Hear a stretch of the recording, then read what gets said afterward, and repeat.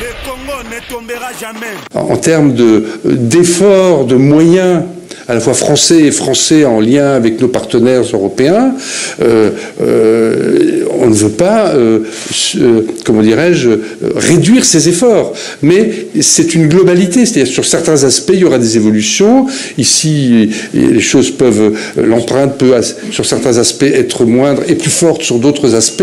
Et c'est ça qui doit faire l'objet d'un partenariat. Le remodelage me paraît être le bon état d'esprit. C'est la raison pour laquelle nous avons été dans un échange extrêmement positif, quoi. Sauvons l'Afrique. Emmanuel Macron veut-il en finir avec la France-Afrique? C'est en tout cas le signal qu'il a voulu envoyer en choisissant Jean-Marie Bockel, éphémère secrétaire d'État à la coopération sous Nicolas Sarkozy, muté parce qu'il avait envoyé des signaux réformistes qui avaient notamment irrité Omar Bongo Ondimba, le président d'alors du Gabon. Alors, Jean-Marie Bockel ne devient pas ministre d'Emmanuel Macron, mais envoyé spécial pour l'Afrique. Et sa première destination était Abidjan, où il a sorti un mot qui va, on l'imagine, faire florès, remodelage. En termes d'efforts, de moyens, à la fois français en lien avec nos partenaires européens, on ne veut pas, comment dirais-je, réduire ces efforts. Mais c'est une globalité, c'est-à-dire sur certains aspects, il y aura des évolutions. Ici, les choses peuvent, l'empreinte peut, sur certains aspects, être moindre et plus forte sur d'autres aspects. Et c'est ça qui doit faire l'objet d'un partenariat. Le remodelage me paraît être le bon état d'esprit. C'est la raison pour laquelle nous avons été dans un échange extrêmement positif, quoi. Sauvons l'Afrique.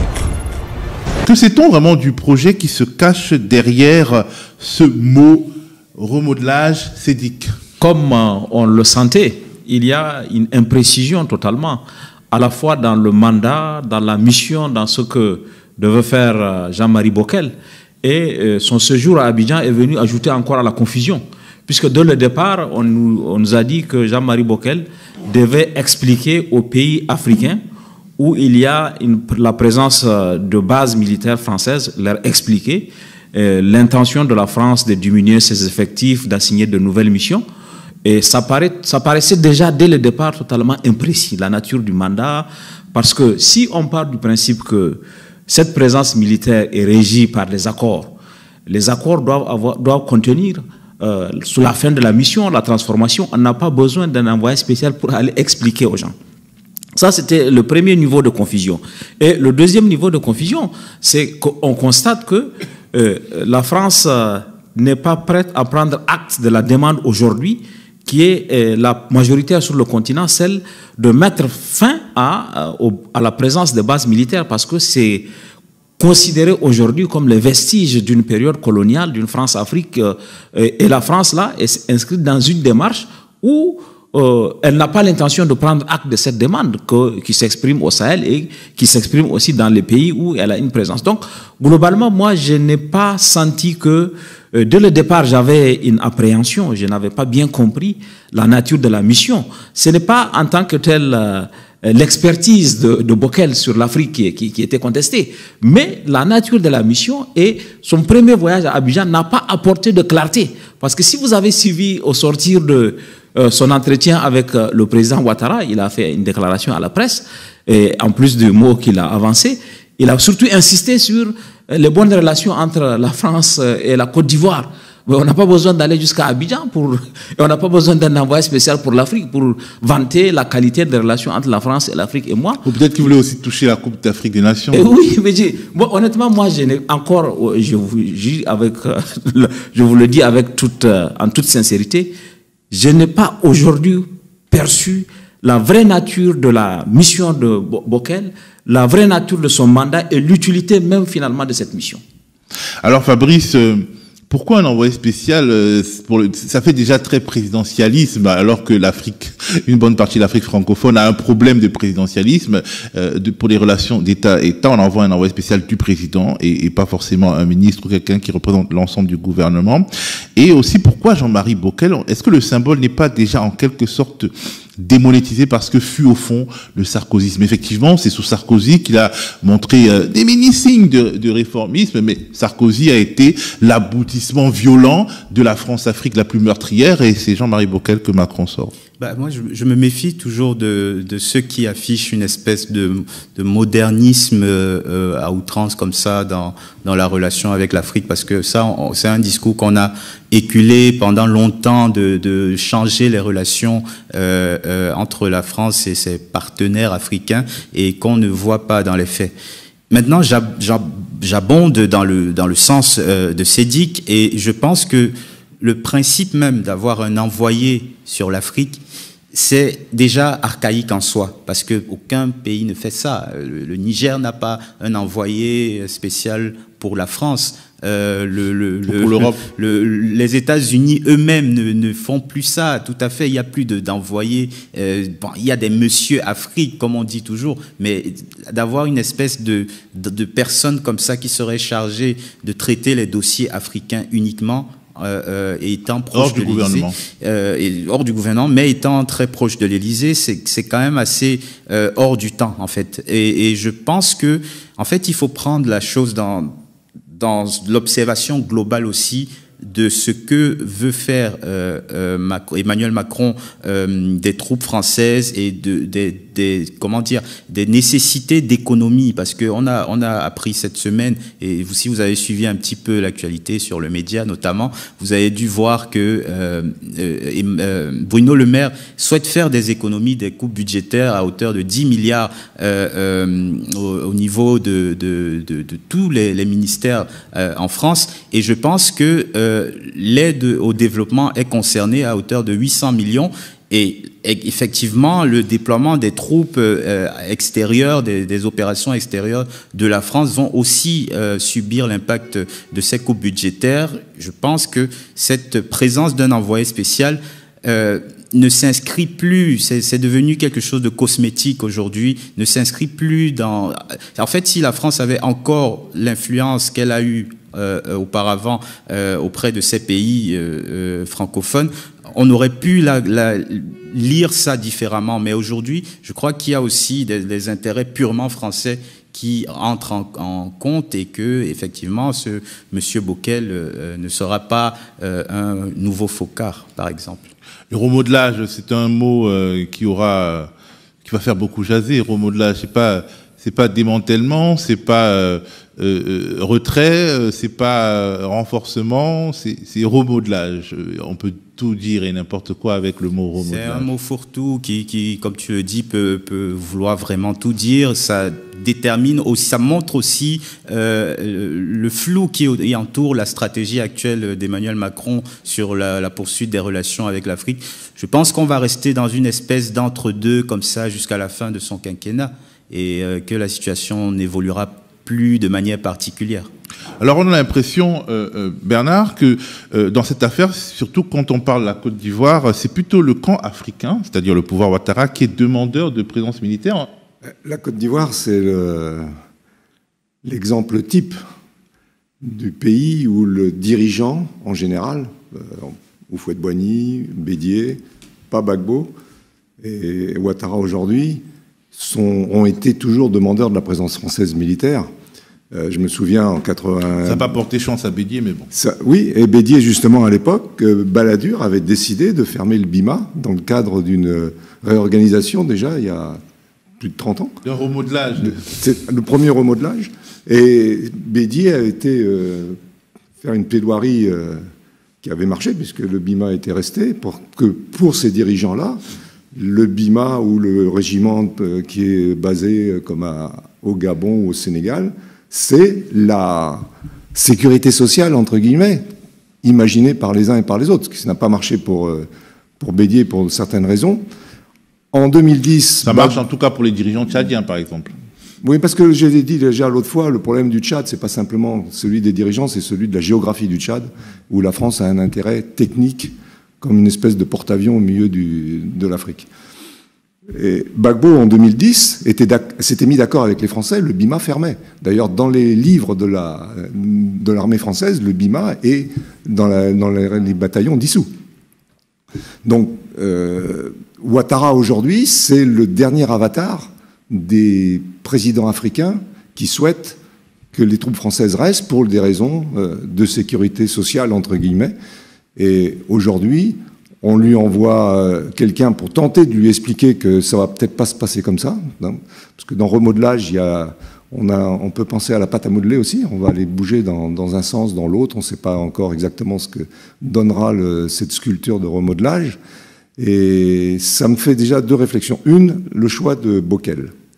Bockel a passé un premier tour France-Africain qui lui a coûté cher par ses premiers propos qui ont fait que un des patrons de la France-Afrique de l'époque, le feu Omar Bongo, l'a fait éjecter Sauvons l'Afrique. rapidement du gouvernement français. Et deuxièmement, si on parle de militaire, rappelons que son fils Pierre-Emmanuel est tombé au Mali dans un accident d'hélicoptère. Il était officier au régiment d'hélicoptères de combat. Et donc cet homme a une ambivalence sur l'Afrique, à la fois pour des problèmes diplomatiques et pour des problèmes militaires. Et puis, ambivalence. Parce que c'est pas un monsieur qui va venir avec une totale liberté d'esprit. Il peut intérieurement avoir des dispositions dans un sens ou dans l'autre, on ne sait jamais. Et il va avoir un esprit complètement libre, et c'est peut-être pas la personne adéquate pour faire ça. Et deuxième chose, nous avons en France, il a parlé de Focard, il y a le monsieur du 2 rue de l'Élysée, il y a le directeur Afrique au Quai d'Orsay, il y a le directeur Afrique occidentale au Quai d'Orsay. Et maintenant, il y a un monsieur spécial pour l'Afrique. Ça me rappelle un ami, ancien ambassadeur de France dans les pays africains, qui m'avait dit un jour, mais pourquoi il y aurait une politique africaine de la France? Il y a une politique de la France vis-à-vis de l'Amérique, vis-à-vis de l'Asie, vis-à-vis de l'Europe. Pourquoi il y aurait une politique spécifique pour l'Afrique? Les Ghanéens, les Kenyans, les Sud-Africains ne sont pas demandeurs que la France vienne leur expliquer. Mais quand on parle de politique africaine, on ne parle pas de ces pays, en fait. Oui, mais aujourd'hui, l'Afrique est indépendante depuis plus de 60 ans. C'est le précaré colonial. Oui, mais le précaré colonial, je suis bien placé pour en parler, c'est quand même quelque chose qui est révolu. C'est des outre-mer aménagés, quoi. Oui, mais bon... avec des présidents élus. Oui, mais c'est justement ça qui fait que... Et là, on fait des économies, parce que M. Bockel, avant de faire des économies, il provoque des dépenses. Par son poste, déjà. C'est ce que j'allais dire, par son poste. Donc déjà, il y a une antinomie là-dedans. Bon, il a commencé par la Côte d'Ivoire, et il fait son discours en sortant de chez le président Ouattara, avec le frère qui est ministre de la Défense, et le secrétaire Sorosoro, qui est le secrétaire général de la présidence, avec... non, le secrétaire général de la présidence, c'est la nièce de... La nièce, c'est Massera Touré, mais lui, il est le directeur de cabinet de Haddo. On s'y perd dans la famille. Et au coin, quand on élargit un petit peu le spectre du discours, et des gens qui sont là, dans un petit coin, il y a le petit Béliard, ancien directeur Afrique du Quai d'Orsay, ambassadeur de France en Côte d'Ivoire, premier supporter des éléphants, si j'ai bien compris, d'après les images que j'ai vues à la télévision en plusieurs occasions. Et tout ce beau monde vient nous parler du BIMA.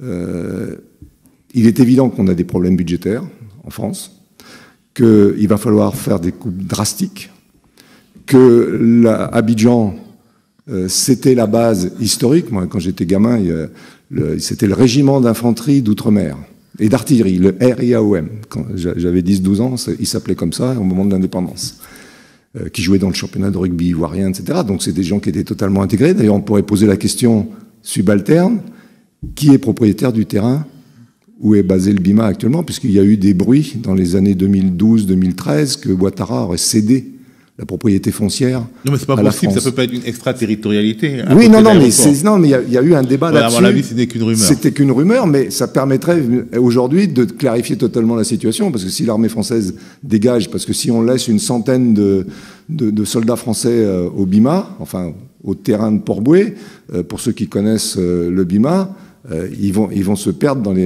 les rues et les quartiers du BIMA, parce que c'est une petite ville.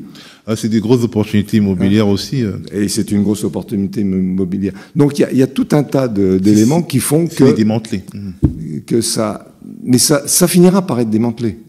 Alors, en parlant de remodelage, on peut se demander ce qu'est devenu la fin du franc CFA annoncé tambour battant par Emmanuel Macron et Alassane Ouattara en décembre 2019. C'est un tournant majeur dans les relations entre l'Afrique et la France. Le franc CFA, historiquement le franc des colonies françaises d'Afrique, disparaîtra l'année prochaine pour laisser place à l'éco.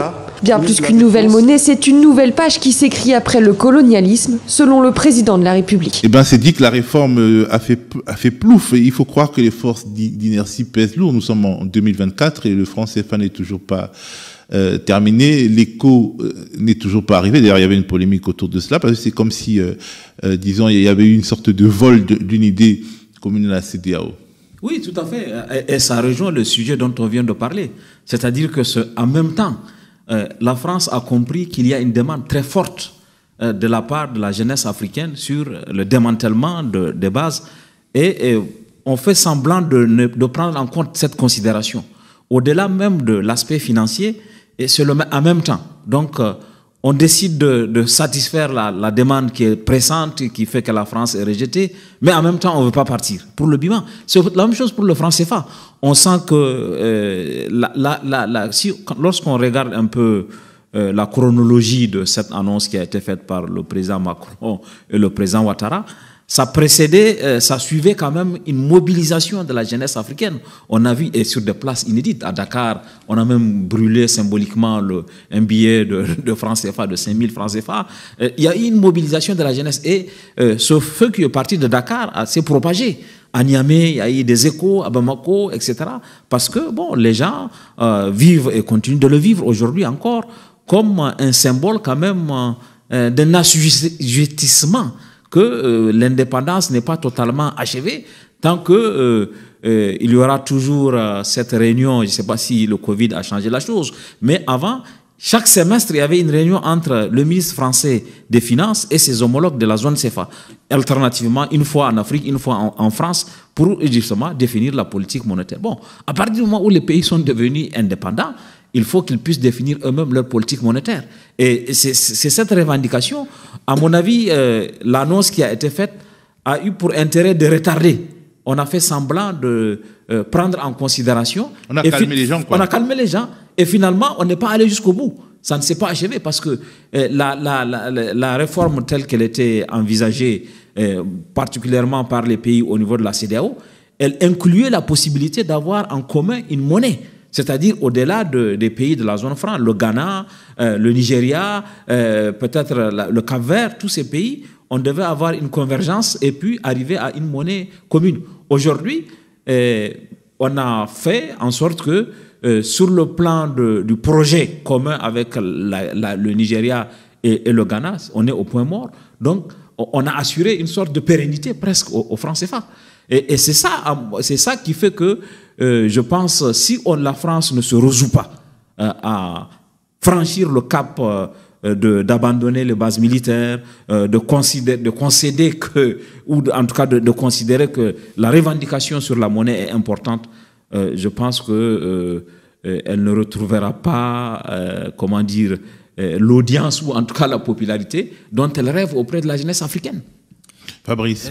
Je pense, et je vais juste faire une petite parenthèse parce que ça me revient à l'instant. Je me souviens d'un rapport sénatorial français de 2021, et c'est pour revenir sur le remodelage plutôt militaire, qui évaluait à plus d'1 milliard d'euros le coût de la force Barkhane, je crois, sur une année, seulement sur une année. 9 ans de force Barkhane, ça a dû coûter bien plus de 10 milliards d'euros parce que, en fait, les experts militaires expliquent que dans le cadre d'un désengagement, quand les forces sont censées quitter un théâtre d'opération, les coûts sont multipliés fois 2, fois 3. Et on a eu le retrait du Mali avec Barkhane, le retrait du Burkina avec l'opération Sabre, le retrait des troupes qui étaient stationnées au Niger. Donc, la présence militaire, ça coûte cher, ça coûte terriblement cher. Ça, c'était juste sur le remodelage au niveau militaire. Maintenant, sur l'aspect économique et le franc CFA, je crois qu'il faut aussi lire maintenant, aujourd'hui, la situation à la lumière de ce qui s'est passé ces dernières semaines, ces derniers mois avec l'Alliance des États du Sahel. et de voir quelle direction, quel avenir aura cette mise en commun, parce que effectivement Niger, Burkina Faso et Mali ont décidé de quitter la CEDEAO, mais font toujours partie de l'union monétaire de l'UEMOA.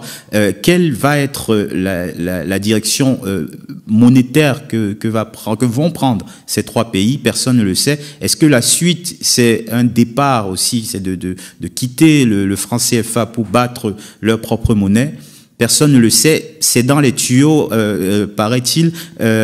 J'écoutais sur RFI Dongo Sambasila, l'économiste sénégalais, qui expliquait que, en soi, du point de vue de leur capacité de production, ces trois pays seraient tout à fait capables de battre monnaie, et qu'on surestime un peu les bénéfices de l'intégration sous-régionale, et que il donnait un chiffre qu'il a calculé, que seulement 7% des pays dans le monde font partie d'une intégration monétaire régionale. Seulement 7%. On s'en rend pas compte parce qu'on a toujours l'idée de l'Union européenne avec l'euro, mais en fait, la grande majorité des pays dans le monde ont leur propre monnaie, adossée certes sur le dollar, mais leur propre monnaie. Nous, on a toujours ce focus-là avec le franc CFA adossé à l'euro et commun à plusieurs pays. Et commun à plusieurs pays d'Afrique francophone, alors que peut-être qu'il y aurait des destins à envisager sur les plans individuels, voire collectifs. Il y a toujours le projet de la zone de libre-échange qui est une autre parade sur le point de vue économique, qui peut donner vraiment une autre perspective, je pense, à l'économie à la fois régionale, mais aussi de ces trois pays que sont le Niger, le Burkina et le Mali. On va s'attarder sur l'économie du Niger un peu plus tard. Alors, Bernard, le mot de la fin sur ce sujet? Du CFA? Non, disons du remodelage. Le CFA fait partie du remodelage parce que c'est même un des piliers. Ça me rappelle une anecdote que j'ai eue avec le président Gbagbo en janvier ou février 2011. J'avais fait venir derrière le rideau un ancien haut cadre de la Banque de France pour venir. On était trois dans le bureau, le président, ce gars et moi. Et le dirigeant de la Banque de France, l'ancien dirigeant de la Banque de France, a expliqué très facilement à Gbagbo comment sortir du CFA dans cette période cruciale post-électorale. Et la première réponse de Gbagbo a été « Mais on sait que la Côte d'Ivoire a sa capacité, et comme disait Fabrice, il y a 93% des pays au monde qui ont leur monnaie. Mais il dit, nous sommes engagés dans une monnaie régionale, et si on la quitte comme ça, on a notre capacité propre, parce que la Côte d'Ivoire est un pays riche, mais quid... Qui exporte beaucoup. Quid de certains autres pays de la zone? Et il a cité nommément le Niger, à l'époque, en disant... Si nous, on sort, on peut déstabiliser le CFA et on va détruire l'économie du Niger, on va détruire l'économie de la Guinée-Bissau. Et il a dit, un jour, quand on aura fini ces problèmes-là, il sera temps, puisque c'est une volonté, si c'est une volonté populaire de sortir de ça, on ira vers la volonté populaire et on mettra en place les conditions pratiques, parce qu'on ne sort pas d'un système monétaire comme ça, on n'est pas au Monopoly, on prend des billets, on les met dans la boîte, on les ressort, etc. Il y a des règles précises. Mais on peut vivre avec sa propre monnaie. J'ai passé 10 mois en Gambie il y a très longtemps. Les gens vivent très bien avec le Dalassi. Vivaient très bien avec le Dalassi à l'époque. Et c'était même Yahya Jammeh qui était président. Et il n'y avait pas de problème monétaire spécifique à la Gambie à l'époque. Le Cedi ghanéen aussi. Le Cedi ghanéen, il y a d'autres monnaies.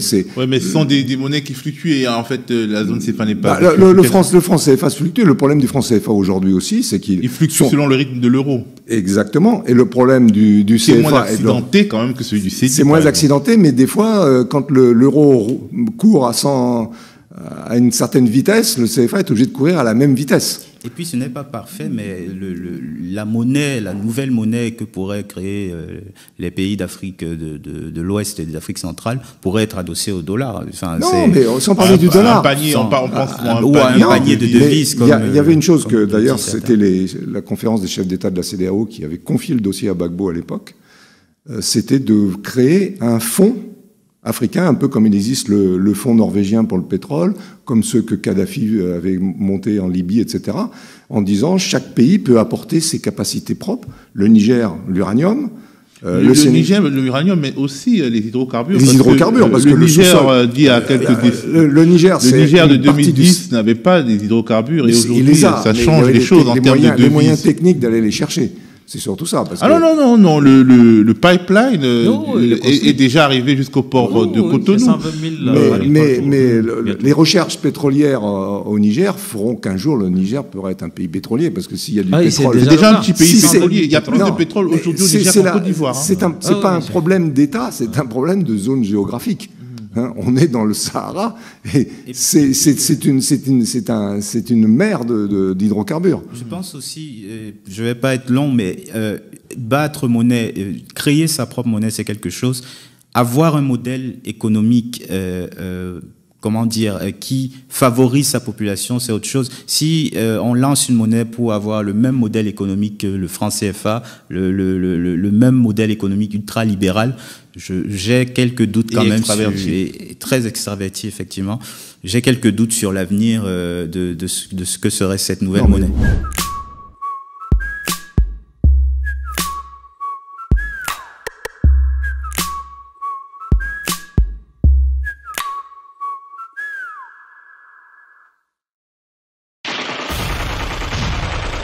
Le Congo ne tombera jamais, car la victoire du Congo dépend de l'Éternel, Dieu des armées, et à ses prophètes qui craignent l'Éternel, comme l'évangéliste Bishop John Israel Makiese, descendant de Fumu Kimbangu, Jean-Baptiste et 3e millénaire.